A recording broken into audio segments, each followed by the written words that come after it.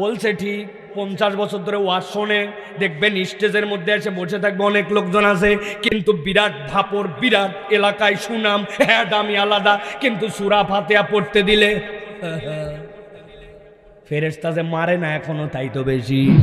বলবেন হুজুর এই কথা বললেন কেন? আমি একটা কথাও গাজরে বলতেছি না। আপনি সূরা ফাতিহা বলছেন ইহদিনা সিরাতাল মুস্তাকিম, মাখায় ফেলছে, আছে কিনা? বলে হুজুর এটা বললে সমস্যা কি? দেখেন তো আলেম ওলামা সমস্যা আছে কিনা ভাই। ইহদিনাস সিরাতা, ওইটা সোয়াদ দিয়া শেষে আছে তো, সিরাত মানে আপনার জন্য পথ, আপনার জন্য রাস্তা। আর ওইটা যদি আপনি পড়েন সিন দিয়া সিরাতা, ওইটার মানে গজারির লাঠি। গজারির লাঠির গায়ের মধ্যে কাঁটা থাকে না, থাকে না? এখনো সারা জীবন দোয়া করছি ইহদিনা সিরাতাল মুস্তাকিম, আল্লাহ যে আমার গজারির লাঠির রাস্তা দেখা, আল্লাহ যে কোনো ফাটায়নি, তাই তো বেশি। ঠিক কিনা? মুরব্বী আপনি কত কিছু শিখে ফেললেন ও যুবক, তোমার কত না ফাপড়, কত না জ্ঞান, কিন্তু এখন পর্যন্ত তুমি কোরআন বিশুদ্ধভাবে তেলাওয়াত করতে পারো না, সানার অর্থ জানে না, বয়স 70 বছর হয়ে গেছে, আজ পর্যন্ত দোয়ায় কুনুত বলতে পারে না। আপনার জানাজায় এমন কতগুলা লোক দাঁড়াবে, আল্লাহ মাফ করুক, যেগুলা পেশাবও করে নাই, জানাজাও পেশাব করে পানিও নেয় নাই, জানাজার দোয়াও পড়তে পারে না। ঠিক না? আপনি তো দাঁড়াইছেন ওইভাবে, মানুষের জানা যায়, আপনি দাঁড়াইছেন ওইভাবে, দাঁড়ানোর পরে চিন্তা করছে জোরে জোরে তো কিছু পড়া লাগে না, যা পড়লাম হুজুর খেলা আল্লাহ হবে, আল্লাহ আল্লাহ আল্লাহ করে মনে করলাম জানাজা পার করে দিলাম। আপনার আমার জানাজা তো ওরকম লোক দাঁড়াবে যেগুলো দোয়া শেখে নাই। কি আমাদের কপাল! আল্লাহ বলছেন ইয়াহদি বিহিল্লাহ মানিত্তাবা সুবুলাস সালাম, রাস্তা তোমার সামনে বলা আছে। আল্লাহ রাব্বুল আলামিন রাস্তা তুমি নিবে কি নিবে না সিদ্ধান্ত নাও। হুদা ফাপড় মাইরো না। আলগামি এক প্যান্ট শার্ট আর আলগামি এক ইন্টারনেট আলা মোবাইল পাইয়ে মনে করো না যে আমাকে ধরে কে আমি কি হনুরে, কিচ্ছু হও নাই। কোরআন সুন্নাহ যার সাথে নাই সে আল্লাহর কাছে স্মার্ট নয়। তোমার আসলে ফাক্কর চক্করে স্মার্টনেস, 3 তালা চুলের কাট, জুতা একটা পরছো বুট, বাহ একেবারে দাঁড়ায় মতে, কুত্তাও তো মোটে দাঁড়ায়, কুত্তাও তো দাঁড়ায় মতে। তুমি দাড়ি কাটো, কুত্তার মুখেও তো দাড়ি নাই, কি সমস্যা? একই তো ঘটনা। ঢাকা বিশ্ববিদ্যালয়ের স্যার বলছিল না তোর দাড়ি দেখতে লাগে ছাগল ছাগল, ও বলছে sir exactly you are right, but আপনাকে দেখতে কুত্তা কুত্তা লাগে। মানে আমার মুখে ছাগলের মতো দাড়ি জন্যই ছাগল ছাগল লাগে, আর আপনার কুত্তার মতো দাড়ি নাই জন্য কুত্তা কুত্তা লাগে। এই জন্য আল্লাহু আকবারের সাথে যাদের সম্পর্ক নাই, আগামীর বাংলাদেশে আমাদের সাথে তাদের কোনো সম্পর্ক নাই। অনেক মুনাফেক কিন্তু এখন ঘুপটি মারে আছে, কিছুদিন পরে পরিবেশ পেলে আবার ফস করে বের হবে। মুনাফেক থেকে সাবধান থাকতে হবে মুসলমান। দেখবেন কিছুদিন পরে পোস্টারে নাম সাবেক উমুক, সাবেক তুমুক, সাবেক উপজেলা, সাবেক ইউনিয়ন, আপনি দেখে নিয়েন, এইগুলা পোস্টারেও নাম দেখতে পাবেন। ঠিক কি না? পকেটের মধ্যে একটা মার্কার রাখবেন আর বুকের মধ্যে হিম্মত রাখবেন। আগামীতে বিগত 17 বছরের যারা সাবেক অমুক সাবেক তুমুক লিখবে, ওরা সাবেক কিচ্ছু না, শুধু ওদের নামের শেষে থাকবে সাবেক চোর, সাবেক ডাকাত। ঠিক কিনা? মুনাফেক থেকে সাবধান হন মুসলমান। আগামীর বাংলাদেশ তরুণদের বাংলাদেশ, আগামীর বাংলাদেশ বৈষম্যহীন বাংলাদেশ, যুবকদের বাংলাদেশ, আল্লাহর আইনের বাংলাদেশ, আলেম ওলামার বাংলাদেশ। রাজি তো? অনেক মুরব্বী ঠিক বলে নাই, ওনাদের ব্যাটারি শেষ, ওনাদেরকে আমরা ধরতেওছি না। বাপ আল্লাহ রাব্বুল আমিন আমাদেরকে কবুল করুন, আল্লাহুম্মা আমিন। আর দেরি নয়, চলেন আমরা সরাসরি কোরআনুল কারীমের মধ্যে প্রবেশ করব। সংক্ষিপ্ত সময়ে, আমার নির্ধারিত সময় আমার জানায় দেওয়া আছে যে আমি এখানে কোন পর্যন্ত থাকবো, ভাইরা জানেন। এই জন্য প্রিয় ভাইরা, ভালো করে ঠান্ডা মাথায় এই কথাগুলি আমরা শোনার জন্য চেষ্টা করি। বিতাড়িত শয়তান থেকে আশ্রয় প্রার্থনা করে দূরে এখনো যারা মনে করতেছেন দাঁড়ায় দাঁড়ায় শুনতেছি, আপনারা দূরে না থেকে প্যান্ডেলে আসেন। সকলে আমার সাথে শয়তানকে ধ্বংসের নিয়তে আল্লাহর শেখানো বাক্যে আমরা সকলে একসাথে পড়ি। আউযু বিল্লাহি মিনাশ শাইতানির রাজিম। বিসমিল্লাহির রাহমানির রাহিম। আলিফ লাম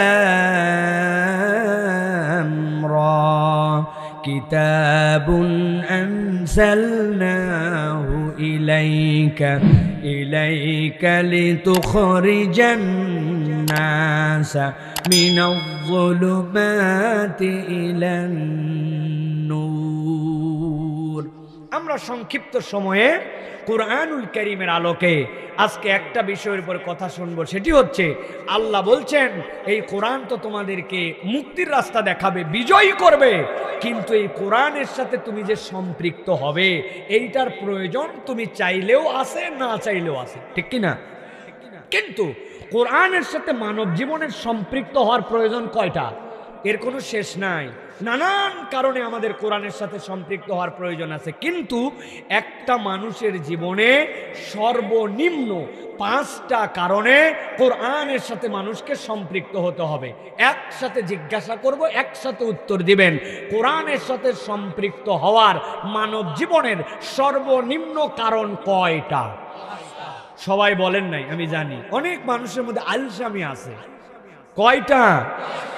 হাতগুলা নিচে নামান, এরকম করে ডান হাতটা বাইর করেন, চান্দরের ভিতরতে বাইর করেন। বাইর করছেন সবাই? আমি জিজ্ঞাসা করব কয়টা, একসাথে হাত তুলে দেখাবেন 5টা। মানব জীবনে কোরআনের সাথে সম্পৃক্ত হওয়ার সর্বনিম্ন কারণ কয়টা? আরেকবার চান্স দিব, লাস্ট।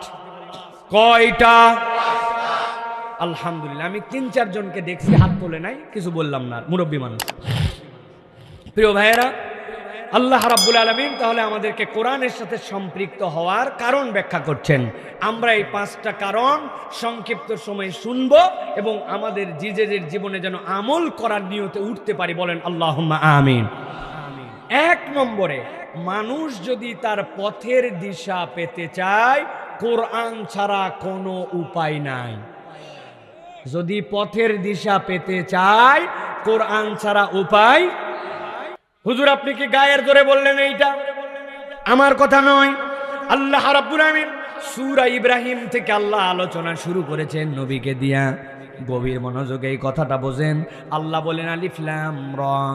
বলেন তো এটার অর্থ কি? কে বলতে পারেন? আপনি, আমি তো বলতেই পারবো না। মুফাসসিরিনে কেরাম ব্যাখ্যা করেছেন আল্লাহু আ'লামু বিমুরাদিহি, আল্লাহ কেবল এটার বিশুদ্ধ অর্থ জানেন, এইটা আল্লাহ ছাড়া কেউ জানে না। দুনিয়ার যত বড় পণ্ডিত হোক, যত বড় জ্ঞানী হোক, রব্বুল আলামিন বলছেন বান্দা যখন এইটা সিলিন্ডার করে এইটার অর্থ জানে না। আল্লাহ কোরআনের 29টা সূরার শুরুতে এই অক্ষরমালাগুলা ব্যবহার করেছেন, কিন্তু বিস্ময়করভাবে 26টা সূরার শুরুতে আল্লাহ এই অক্ষর ব্যবহার করার পরে কোরআনের পরিচয় দিয়েছেন। আল্লাহ আলিফ লাম মিম বলেছেন, এরপরে কি বলছেন? যালিকাল কিতাব, ইয়াসিন বলেছেন আল্লাহ, এরপরে বলেছেন ওয়াল কুরআনিল হাকিম। আল্লাহ বলছেন আলিফ লাম রা কিতাবুন আনজালনা। আল্লাহ রাব্বুল আমিন বলছেন হামিম ওয়াল কুরআনিল আযীম। আল্লাহ রাব্বুল আমিন যেখানে এই রকম অক্ষরের ব্যবহার করেছেন 26 জায়গাতে কোরআনে আল্লাহ এরপরে কোরআনের পরিচয় দিচ্ছেন। মুফাসসিররা ব্যাখ্যা করছেন এর কারণ জানো নাকি? বান্দা তুমি যত জ্ঞানশীল হও, যত তোমার বুদ্ধি দীপ্ততা থাক, তুমি যেরকম এই আলিফ লাম র আলিফ লাম মিমের কাছে এসে হোঁচট খেয়ে দাঁড়ায় গেছো, এর অর্থ বলতে পারো না, আল্লাহ তোমাকে থামায় দিলেন। বান্দা তুমি বলতে পারো না, তুমি একটু ব্রেক কষে দাঁড়াও, এবার তোমাকে আমি এই পরিচয় দিচ্ছি, তোমাকে কার মধ্যে ঢুকাতে চাই? আল্লাহ বলছেন এরপরে আমি তোমাকে কোরআনের মধ্যে ঢুকাতে চাই।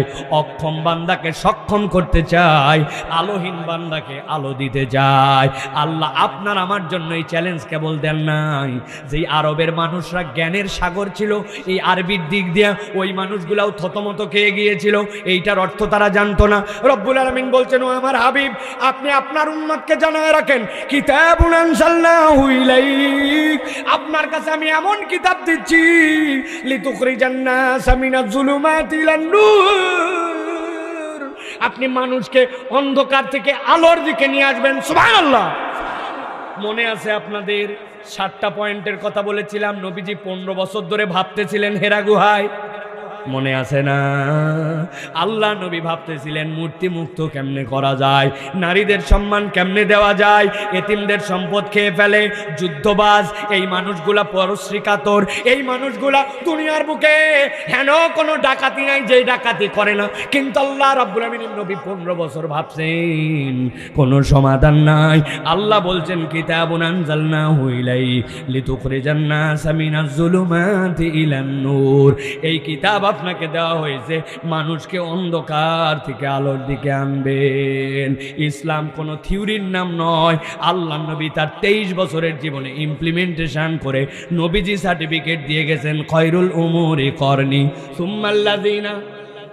সুম্মাল্লাযিনা ইয়ালুনাহুম। আল্লাহ নবী বলে গেছেন, আমি নবীজি স্বাক্ষর দিয়ে গেলাম, যারা ছিল সবচেয়ে খারাপ ওই মানুষগুলার সবচেয়ে ভালোতে রূপান্তর হয়ে গেছে। সুবহানাল্লাহ। মানুষ আমাদেরকে টাকা দিছে ত্রাণের শীতের কাপড় দেওয়ার জন্য, নিয়ে যাব কুড়িগ্রাম। এত শীত আপনি কল্পনাই করতে পারবেন না।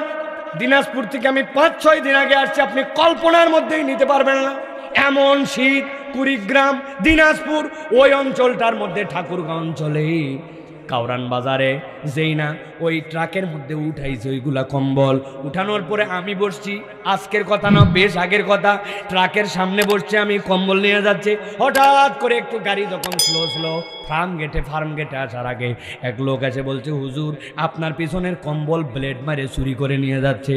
আমি তো জজবাওয়ালা ছেলে, এত বড় কথা বেটা, আমার গায়ে রক্ত থাকতে মানুষের আমানত তুই নিয়ে যাবি, লাভ দে নামতি দেখায় দিব। যাইয়া দেখি সত্যি ব্লেড মারে কম্বল কিছু বাইর করে নিয়েছে। এক লোক আমাকে দেখে চিনতে পারছে, জড়ায় ধরছে আমাকে, হুজুর আপনি যাই না। বললাম সারেন আপনি সহ কিন্তু কিলঘুষি লাগাই দেব। বলছে হুজুর ঠান্ডা হন, 10টা সেকেন্ড আমার কথা শোনেন। যেই লোক কম্বল ব্লেড মারে নিয়ে গেছে, আপনি কি মনে করছেন ব্লেডটা ফালায় বা জমা দিয়ে গেছে? আপনি 5 কম্বলের জন্য যাচ্ছেন, কিন্তু যাওয়ার পরে এরপরে কম্বলে মারবে না, ডাইরেক্ট আপনার পেটে ব্লেড মারবে। ঠান্ডা হন। কথা ঠিক কিনা বলেন তো ভাই? এই ঘটনা মক্কা শরীফে 1450 বছর আগের ঘটনা তো নাকি? হ্যাঁ, এটা হচ্ছে আমাদের ঢাকার কাউরান বাজারে। তাহলে ওই সময়ও ডাকাত ছিল, এই সময়ও চোর আছে। ওই সময়ের চোরগুলাকে আল্লাহ নবী সোনার মানুষ বানাইছেন। এখনো যদি আপনি চোরকে সোনার মানুষ বানাতে চান, কোরআনের থিওরি ছাড়া এটা সম্ভব নয়, ঠিক কিনা? ঘরে ঘরে মদ্যপ মানুষ আছে কিনা ভাই? আপনি খুঁজে দেখেন, একটা সমাজের সবচেয়ে বড় কষ্টের কারণ, সেটা হিন্দু হোক সেটা মুসলমান হোক, যেই ঘরে একটা মাদকাসক্ত আছে ওই ঘরে জাহান্নাম, ঠিক কিনা? মনে করছেন আপনি হিন্দু হলে বোধহয় কোনো সমস্যা নাই? জি না। আপনি হিন্দুর কোনো ছেলে যদি নেশাগ্রস্ত হয়, খবর নিয়ে দেখেন ওর বাড়িতেও অশান্তি। এখন ইসলাম বলতেছে, ইসলাম তো সকলের জন্য আসলো, আল্লাহ তো অন্ধকার থেকে আলোর দিকে নিয়ে আসবেন বান্দাকে। মদ কেমনে বন্ধ হবে? ভালো করে খেয়াল করেন। আমি একদিন আসতেছি, ওই যে উত্তরবঙ্গ থেকে ট্রেনের মধ্যে উঠছি, খুলনা যাব রূপসাতে। আমি অবাক হয়ে দেখলাম, পার্বতীপুর নামে একটা স্টেশন আছে, সেখানে পুলিশ দ্বারায় ট্রেন সার্চ করলো, করে কিছু ফেন্সিডিল বাইর করলো। এরপরে যখন জয়পুরহাট আসলো, জয়পুরহাট দ্বারায় র্যাব কিছু জিনিসপত্র বাইর করলো। এরপরে যখন নওগাঁ আসলো, সান্তাহার, তখন ওই জায়গায় বিডিআর নামে কিছু জিনিস জিরাটিরা সব বাইর করলো। এরপরে যখন আত্রায় আসলো, আত্রায় আসার পরে পুলিশ কিছু বাইর করলো। পুরা ট্রেন স্মাগলার। ভালো করে জিজ্ঞাসা করি, র্যাবের এক অফিসারের সাথে আমার দেখা হলো। আমি বললাম, আপনারা তো আমাদের ট্রেনগুলোকে মিনিমাম 2 ঘন্টা লেট করায় দিলেন। বলতেছে, হুজুর উপায় নাই, এত পরিমাণ এই সকল বাজে জিনিস, এইগুলো আসলে তো সমাজ ধ্বংস হয়ে যাবে। আমি বললাম, কথা তো ঠিক, কিন্তু আপনার সাথে আমার একটা কথা আছে, একটু যদি সাহস দেন। ভয় তো লাগে আপনাদেরকে দেখলে, যাকে তাকে তো ক্রস ফায়ার দেন। বলছে, না হুজুর আপনাকে চিনছি, আপনি বলেন কি বলতে চান। আমি বললাম, এক ট্রেন 5 জায়গায় দাঁড়ায় 5 বাহিনী মাল বাইর করলো, এইগুলা কি ট্রেনের ভিতর থেকেই উৎপাদন হয়েছে, সারা দিয়ে থুইছিলেন? বলছে, না এই কথা বলতেছেন কেন? আমি বলে কোথার থেকে আসছে? বলছে, ইন্ডিয়া থেকে আসছে। আমি বললাম, বর্ডার গার্ড বাহিনীর নাম কি? তখন ছিল বিডিআর। আমি বললাম, ওই বর্ডারটা যদি মজবুত করে আটকানো যায়, তাহলে তো ট্রেন থামানো লাগে না, আপনি বর্ডারে লিকেজ করে দিয়ে ট্রেনে খোঁজেন কেন? বলছে, হুজুর এই প্রশ্নের উত্তর দিতে পারবো না। ভালো করে বোঝেন, ইসলাম আপনাকে বলতেছে হেদায়েতের রাস্তা দেখাবে। ইসলাম গোড়াতে যেই জায়গায় সমস্যা, ওই জায়গায় ইসলাম চর্চা করে। ওইটা যদি বর্ডারের গার্ডওয়ালাদের জন্য দায়িত্ব দেওয়া হয়, তুমি যদি এই জায়গাতে কোনো কিছুকে ছাড় দাও, তাহলে তোমার জন্য পানিশমেন্টের ব্যবস্থা করা হবে। মদ এবং মাদকতার পানিশমেন্ট ভয়ঙ্কর পানিশমেন্ট। ওইটার ব্যবসার সাথে যদি জড়িত হয়, তাহলে তার জন্য সর্বোচ্চ হত্যা করা পর্যন্ত হতে পারে। 5টা 10টা যদি এরকম যেই জায়গায় অন্যায় হয়, যারা এটার ব্যবসা করে তাদেরকে জায়গা মতো ঠেকায় দেওয়া যায় তো, তাইলে সমাজ থেকে অন্যায় দূর হতো। আমরা সমাজ থেকে অন্যায় দূর করতে চাই না, আমরা লাইসেন্স দিয়ে বার খুলে দেই আর যুবকদেরকে বলি তোমরা মদ খেও না, সিগারেট খাও না, ঠিক না? আপনার কি আমার কথার সাথে একমত ভাই? ভালো করে খেয়াল করেন, আল্লাহ রাব্বুল আমিন বলছেন এই কোরআন ছাড়া তোমাকে পথের দিশা কেউ দেখাবে না। ব্যক্তি জীবনে তো পথের দিশা পেতেই পারেন, কিন্তু সামগ্রিকভাবে আপনি যদি সমাজকে পরিবর্তন করতে চান, ইসলামের জীবন ব্যবস্থা ছাড়া সমাজকে প্রকৃতার্থে পরিবর্তন করা সম্ভব নয়। তবে আল্লাহ বলছেন এর জন্য বান্দা তোমাকে সিদ্ধান্ত নিতে হবে। ইয়াহদি বিহিল্লাহু মান ইত্তাবা রিদওয়ানাহু সুবুলাস সালাম ইখরিজুহুম মিনাজ যুলুমাতি ইলান নূর। রাস্তা অনেকগুলা থাকবে, গ্রহণ করার জন্য তোমার মেন্টালিটি লাগবে। এই কোরআন আপনি নিজের ভিতর যদি ইনস্টল করেন, কোরআন আপনাকে হেদায়েত দিবে।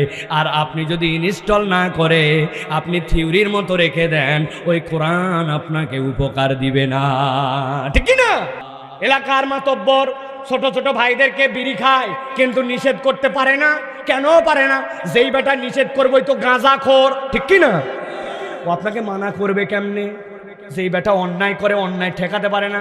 আর আমরা যদি মনে করি না নিজে বাঁচলে বাপের নাম, তাইলে সমাজের রন্ধে রন্ধে পছন্দ ধরে যাবে। নিজে বাঁচলে বাপের নাম, এইটা ইসলামের সূত্র নয়, এইটা শয়তানি মতবাদ, ঠিক না? আপনাকে সৎ কাজের আদেশ করতে, অন্যায় থেকে ফিরাতে হবে। অন্যায় ফিরানোর লেভেল আছে 3টা। আল্লাহ নবী সাল্লাল্লাহু আলাইহি সাল্লাম বলেছেন, মান রাআ মিনকুম মুনকারান ফালিয়াতাগায়্যারু বিয়াদিহি ফাইল্লাম ইস্তাতি ফাবিলিসানিহি ফাইল্লাম ইস্তাতি বিকলবিহি যালিকা আযাফুল ঈমান। আয় বান্দা, তুমি যদি অন্যায় দেখো, প্রথমে তোমার শক্তি, এরপরে তোমার জবান, তারপরে তোমার অন্তর, ঠিক কি না? বলছেন তো জোরে করে ঠিক, কিন্তু কামের বেলা তো পুরো উল্টা। যা হয়েছে হয়েছে, আস্তাগফিরুল্লাহ আস্তাগফিরুল্লাহ, আমি এই কাজ পছন্দ করি না, আগেই গেছি আস্তাগফিরুল্লাহ। কোন রকম সৎ কাজের আদেশ পাওয়ার দেখানো নাই, আগের থেকেই আসছি আস্তাগফিরুল্লাহ, প্রথমে আস্তাগফিরুল্লাহ, ঠিক না? যদি প্রথমে আস্তাগফিরুল্লাহ হয়, তাহলে কি অবস্থা হবে? জীবনের উদ্দেশ্য কোরআন কেমনে বোঝাচ্ছে এইটা উদাহরণ দিয়ে আমার কথা শেষ, ভালো করে মনে রাখেন। মসজিদের সামনে ইমাম সাহেব দেখে ফজরের নামাজের পর 3টা ধাপ দিয়ে ওঠা লাগে, মধ্যের ধাপে এটা কুত্তা মরে গেছে। কি মরছে বললেন না? যে কুত্তা মরে গেছে, কুত্তা মরে গায়েতে গন্ধ বেরোচ্ছে, হালকা হালকা মাছি লাগছে, গরমের দিন। ইমাম সাহেব তো চিন্তা করছে, হায় হায় কুত্তা মরার আর জায়গা পেল না। কুত্তার উপর দিয়ে ড্যাঙ্গায় ড্যাঙ্গায় ভিতরে ঢুকছে। ঢুকানোর পরে ফজরের নামাজের পরে বলছে মুসল্লিরা বসবেন, নামাজের পরে বাকি নামাজের পর কুত্তা সরানোর জন্য দোয়া হবে। কি হবে? ফজরের পরে হুজুর দোয়া করতে, রাব্বুল আলামিন এত মুসল্লি ফজরে আসছে, আল্লাহ কত ডিস্টার্ব, আল্লাহ মসজিদের সিঁড়ির মধ্যে কুত্তা মরে গেছে, মেহেরবানি করে তুমি কুত্তা সরাও। ফজরের ভিআইপি মুসল্লিদেরকে দোয়া করে শেষ। ওই দিন আবার সরা রোদ, দুপুর হতে হতে কুত্তার পেট ফুলে একটু ফুটা হয়ে গেছে। জোহরের সময় যারা আসছে তারা দেখে কুত্তা তো সরেই নাই, উল্টায় এমন গন্ধ, নাক চাপে ধরে সবাই আস্তাগফিরুল্লাহ বলছে। আর মসজিদের আস্তাগফিরুল্লাহ আস্তাগফিরুল্লাহ। ইমাম সাহেব চিন্তা করছে দোয়ায় কাজ হয় নাই, কারণ ফজরের দোয়ায় তাবারক ছিল না। বলছে আসরের সময় সকলে আসবেন, কুত্তা সরানোর জন্য বিরিয়ানি দিয়ে দোয়া হবে। আসরের সময় যদি বিরিয়ানি দিয়ে কুত্তা সরানোর জন্য দোয়া করে, আল্লাহ এতগুলা মুসল্লি সকলে মিলে আমরা দোয়া করতে যাই, আল্লাহ তুমি কুত্তা সরাও। একদিন যাওয়ার পরে মসজিদে ঢোকায় বন্ধ হয়ে যেতে পারে, ঠিক কিনা? দায়িত্ব কি আপনার? তাহলে যেই বেটা ওটা সরাই দিতে পারবে সভাপতিকে জানান, এলাকার কাউন্সিলরকে জানাবে, যার ক্ষমতা চলবে এই বেটা তাড়াতাড়ি মসজিদের সামনে থেকে এই কুত্তা সরাম মেথর পাঠাও। তাছাড়া কিন্তু তোমার খবর আছে, যার ওইটা বলার সেইটা বলবে, যার এইটা জানানোর সভাপতি সেক্রেটারিকে কাউন্সিলরকে সেইটা জানাবে, আর যার কিচ্ছু বলার নাই সেইগুলোর সাথে নৈতিক সমর্থন দিবে। আপনি কোনো কিছু না সরায়া আস্তাগফিরুল্লাহ গন্ধ, আস্তাগফিরুল্লাহ গন্ধ, একদিন পরে মসজিদে ঢোকা বন্ধ। এই জন্য আপনাকে তবাকাত বুঝতে হবে, এইটা জীবনের উদ্দেশ্য। সমাজকে সুন্দর করতে হলে আপনাকে সৎ কাজের আদেশ আর অন্যায় থেকে ফিরাতে হবে। মনে মনে ঘৃণা করি, এইটা প্রথম নয়, এটা সবার শেষে, ঠিক না? এই জন্য প্রিয় ভাইয়েরা, আমাদেরকে অ্যাক্টিভ হতে হবে। এই হাদিসের আরো ব্যাখ্যা আছে, আচ্ছা বলেই দিয়ে যাই এইটুকু। এই যে শেষ স্তর যেটা, যে একদম অন্তরের ঘৃণা, ওটার মানে কি? মানে আমরা অন্তরে ঘৃণা করলাম, জি না, ওইটার ব্যাখ্যা পড়ে দেখেন, হাদিসের ব্যাখ্যা। অন্তরের ঘৃণা, আপনি তো মুখে বলতে পারেন না, আবার ক্ষমতা দেখাতে পারেন, আপনিও না, আপনিও আচ্ছা, আমরা সবাই আস্তাগফিরুল্লাহ পাঠি ভাই, আমিও আস্তাগফিরুল্লাহ, আপনিও আস্তাগফিরুল্লাহ, 5 জন আস্তাগফিরুল্লাহ পাঠি এক হয়েছে যে আমরা আস্তে করে মুখটা দিয়ে কথা বলা শুরু করছে। ভাই আপনারা তাহলে মুখে বলার লোক, ক্ষমতায় নাই, কারা কারা কারা? আরো 20 জন এবার ক্ষমতায় আসছে, ওই আস্তাগফিরুল্লাহরাও এক হয়ে পিছন থেকে পাওয়ার বাড়াবে। আস্তাগফিরুল্লাহ বলে ঘরে কেলায় শুয়ে থাকবে না, তাহলে সমাজ থেকে কোনোদিনও অন্যায় দূরীভূত হবে না। এই বোধ আপনাকে কে শিখায়? কোরআন শেখায়। কে শিখায়? আমি আপনাদের কাছে টোটাল 13টা আয়াত বলছি। এই সময় 1 ঘন্টা 4 মিনিট আপনাদের কাছে কথা বলেছি। এই পুরো সময়টুকু বোঝানোর চেষ্টা করছি 2টা লেয়ারে। কোরআন আপনাকে পরাজিত করতে আসে নাই, বিজয়ী বানাতে আসছে। তবে কোরআন যেমন তেমন জায়গায় মারে না, কোরআন মারে চেতনায়, কোরআন মারে বান্দার এমন জায়গায় যেখান থেকে পরিবর্তন হলে পুরো সমাজ পরিবর্তন হয়, ঠিক কিনা? আর কোরআনুল কারীমের সাথে সম্পৃক্ত হওয়ার সর্বনিম্ন কারণ কয়টা? এর মধ্যে প্রথম 2টা বলেছে, একটা কোরআন ছাড়া পথের দিশা নাই, আর 2 নম্বর বলেছে কোরআনুল কারীম দ্বারাই কেবলমাত্র জীবনের উদ্দেশ্যের পাঠ নেওয়া যায়, এছাড়া দুনিয়ার কেউ আপনাকে জীবনের প্রকৃত উদ্দেশ্য শেখাতে পারবে না, ঠিক কিনা?